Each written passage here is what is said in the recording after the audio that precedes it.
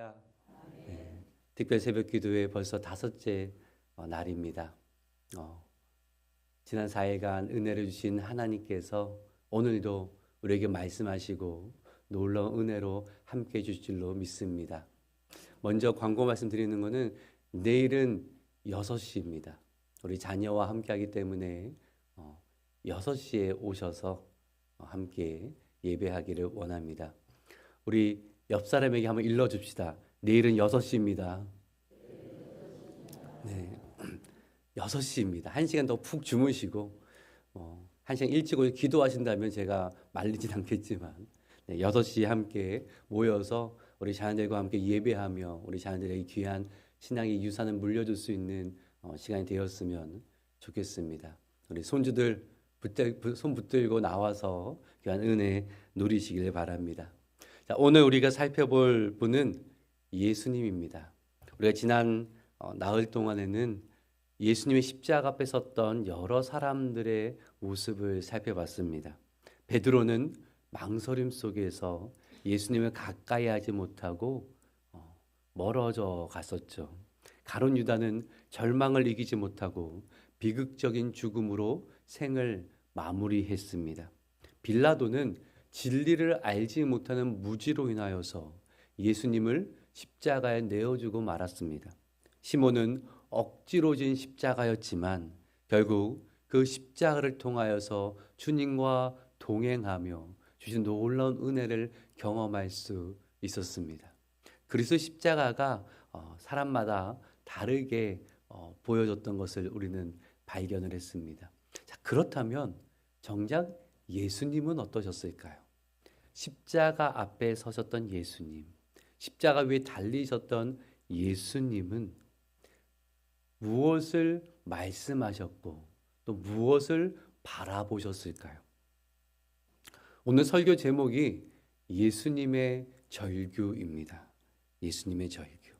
왜 이렇게 정했냐면 우리는 때때로 예수님이니까 하나님의 아들이시니까 성령은 충만하시니까 십자가의 길을 걸을 때도 담담하고 초연하게 걷지 않으셨을까라고 생각을 하게 되는데 성경은 아니라고 말합니다. 오늘 본문을 보니까 예수는 십자가 위에서 어찌하여 나를 버리셨나이까 절규하시는 것을 우리는 보게 됩니다. 오늘은 십자가 위에서 울려 퍼진 예수님의 이 절규를 함께 생각해 보려고 합니다. 예수님의 절규가 단지 절망으로 끝난 것이 아니라 하나님을 향한 믿음의 부르짖음으로 이어지는 것을 우리는 보게 될 것입니다. 오늘 말씀을 통하여서 우리의 인생의 절규 또한 원망과 낙심으로 끝나는 것이 아니라 하나님을 향한 거룩한 믿음의 부르짖음으로 이어질 수 있기를 주님의 이름으로 축복합니다. 예수님이 십자가에 못 박힌 시간은 유대의 시각으로 하면은 제3시입니다. 유대는요, 해가 뜨는 것을 시점으로 하여서 이제 하루의 시간을 시작을 했습니다. 그래서 좀 우리가 쉽게 생각하기 위해서 대략 오전 6시에 해가 뜬다라고 생각을 하시고, 그래서 몇 시다라고 하면 대충 한 6시간 더 하면 우리와 비슷한 시간이 됩니다. 그러니 제3시에 십자가에 못 박히셨다는 것은 우리로 생각하면 오전 9시경이 되었다라는 뜻이죠. 그리고 시간이 흘러서 제6시 곧 정오가 되었습니다. 한낮에 태양이 가장 뜨겁고 밝게 비추어 그 시간에 본문은 이러한 이야기를 전합니다. 우리 45절의 말씀을 같이 읽어볼까요? 시작. 온 땅에 어둠이 임하여 제9시까지 계속되더니 제6시 즉 정오로부터 어둠이 임하여서 제9시 오후 3시경까지 그 어둠이 지속되었다라고 성경은 증언하고 있습니다. 가장 밝아야 할 시간에 어둠이 있었다라는 거죠.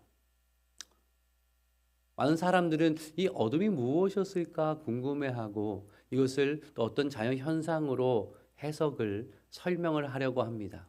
가장 많은 것이 일식이 아니었겠느냐 이렇게 이야기를 하기도 하는데 과학적으로 설명할 필요는 별로 없습니다. 왜냐하면 이 복음서 기자가 마태가 전하려고 하는 것은 어떤 신기한 자연 현상을 말하려는 것이 아니라 십자가 위에서 아들을 내어주시는 하나님의 마음을, 죄를 심판하시는 하나님의 엄중하심을 지금 이야기하고 있다라는 거예요.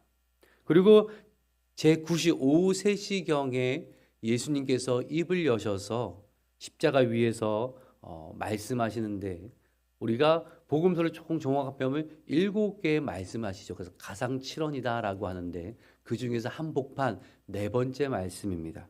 우리 46절의 말씀도 같이 한번 읽어볼까요? 시작.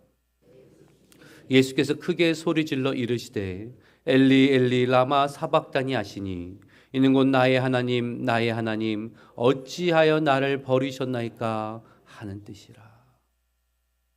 하나님 향한 절규에 가까운 기도잖아요. 엘리 엘리 라마 사박다니 나의 하나님 어찌하여 나를 버리시나이까. 충격적인 말씀 아니에요? 예수님께서 하나님 아버지를 향하여서 어찌 나를 버리십니까? 라고 절규하시는 겁니다. 우리가 간혹 안타까운 뉴스를 접할 때가 있어요. 자녀를 버린 부정한 부모의 이야기. 그런 이야기를 들으면 참 속상해요. 어떻게 사람이 자식을 버릴 수가 있는가? 어떻게 부모가 저렇게 매정할 수가 있는가?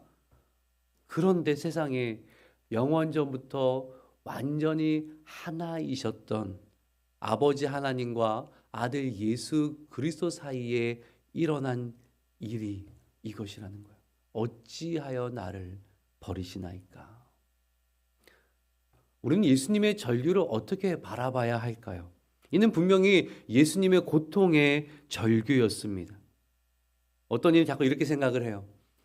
예수님 하나님이시니까 채찍에 맞아도 십자가 못을 박혀도 별로 안 아프셨을 거야.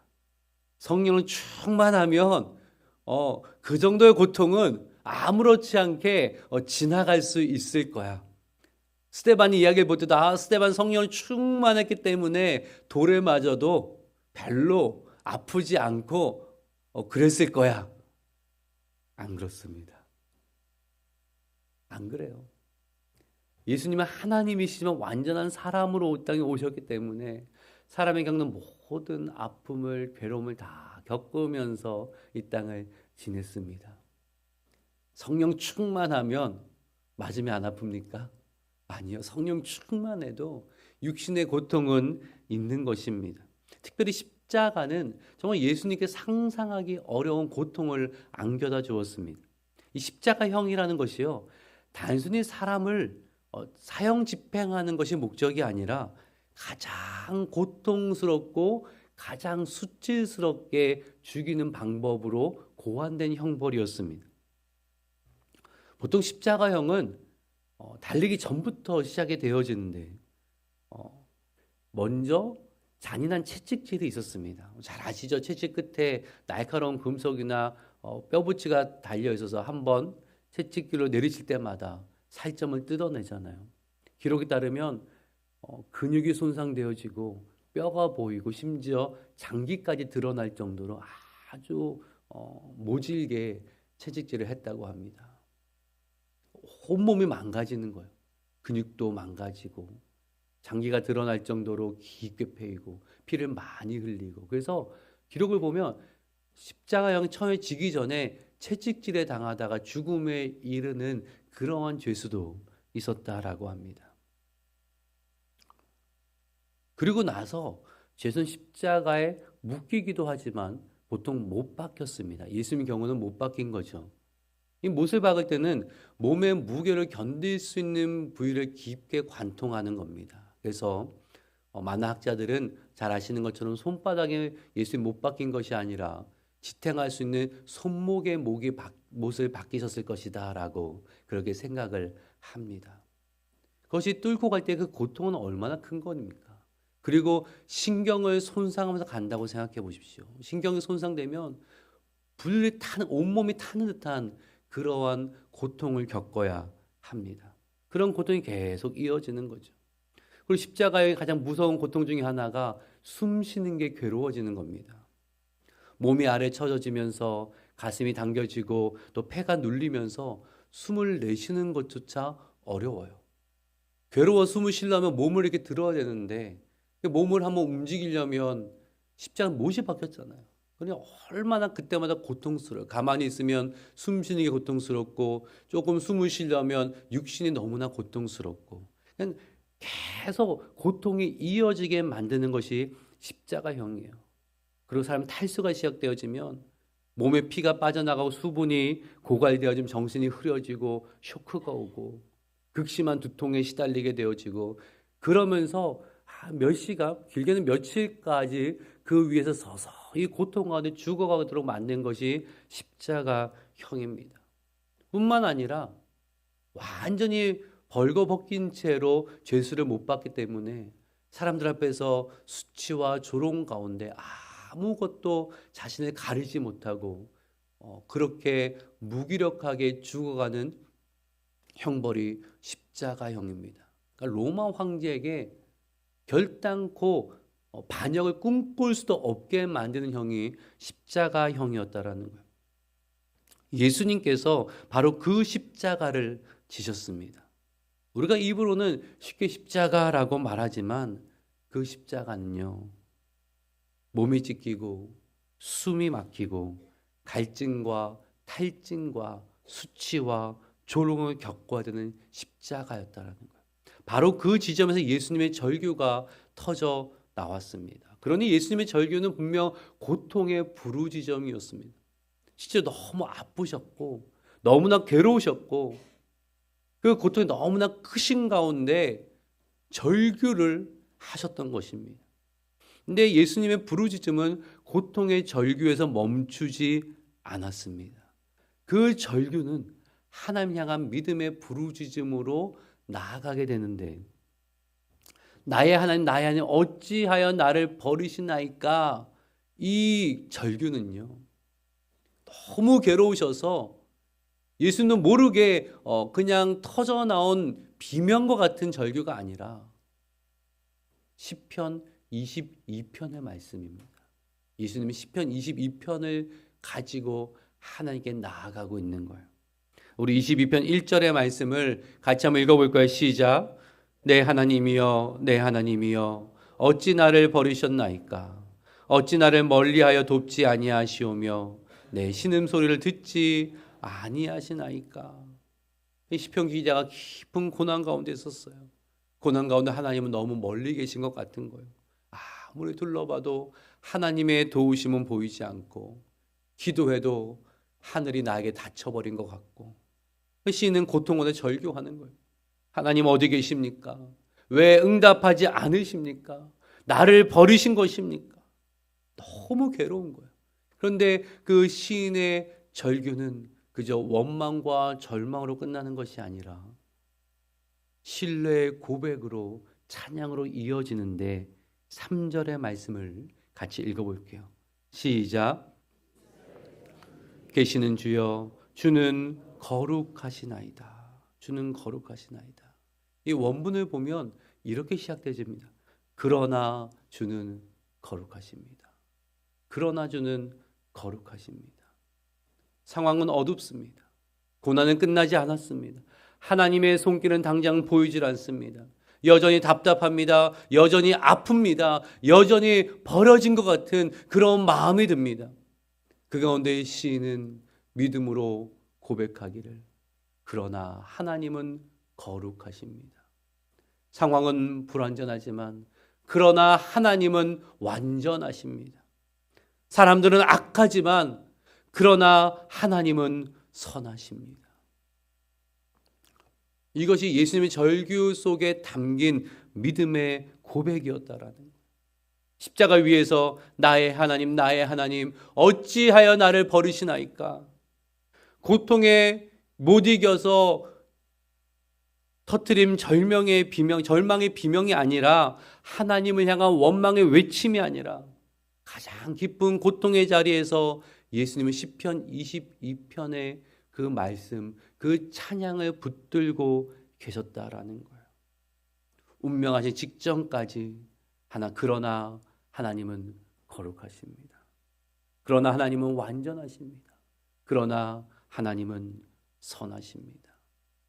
이 고백을 통하여서 눈앞에 십자가만 바라보신 것이 아니라 십자가 넘어 하나님이 이루실 구원의 완전한, 구원의 그 선함, 거룩함을 바라보셨다는 거죠.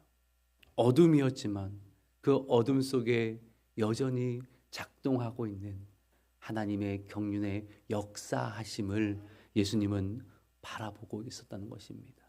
그래서 그 고통 가운데서 예수님은 하나님을 찬양하고 있는 것을 우리는 보게 됩니다. 우리의 삶에도 시편 22편과 같은 그러한 순간이 있습니다. 십자가 위에 예수님의 절규와 비슷한 마음으로 하나님 앞에 서는 때가 있습니다. 이해가 되지가 않습니다. 기도해도 응답이 없습니다. 하나님 너무 멀리 계신 것 같습니다. 믿음으로 살아보려고 하지만 길이 막히고 마음은 무너지고 상황은 더 어두워집니다. 하나님 왜입니까? 나를 버리신 겁니까? 나 정말 이해가 되지 않습니다. 그러한 순간들이 오지 않습니까? 성경을 보면 정말 믿음의 사람들이 이러한 의문을 품고 마음이 흔들리는 걸 보게 됩니다. 예수님 시대에 정말 믿음의 사람 중에 하나가 세례 요한이잖아요. 광야에서 주의 길을 예비했던 사람, 세상에 그 어떤 것도 소망두지 아니하고 광야에서 주의 말씀, 하나님의 주신 사명을 따라 살았던 사람. 그런 세례 요한도 마음이 흔들린 적이 있었어요. 그가 헤롯에게 잡혀 감옥에 갇히고 그 딸이 춤추고 그 상으로 어떻게 됩니까? 그 머리가 잘려서 결국 순교하게 되잖아요. 그 감옥에서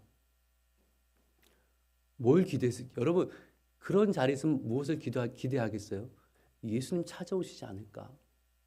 예수님 그 놀라운 능력으로 메시아 된 예수님께서 나를 찾아오시고 헤롯을 책망하시고 나를 감옥에서 빠져나오게 하시고 계속 이 사역을 감당해야 되는 거 아닌가라는 그러한 기도와 그러한 기대가 생기지 않겠습니까? 근데 예수님은 안 오시는 거예요. 안 오시는 거예요. 그 악한 헤롯을 그냥 내버려 두시는 거예요. 세례 요한이 어떻게 해요? 감옥에서 제자들을 예수님께 보내요. 그리고 무슨 질문해요? 당신이 우리가 기다린 그 메시아가 맞습니까? 아니면 다른 일을 또 기다려야 됩니까?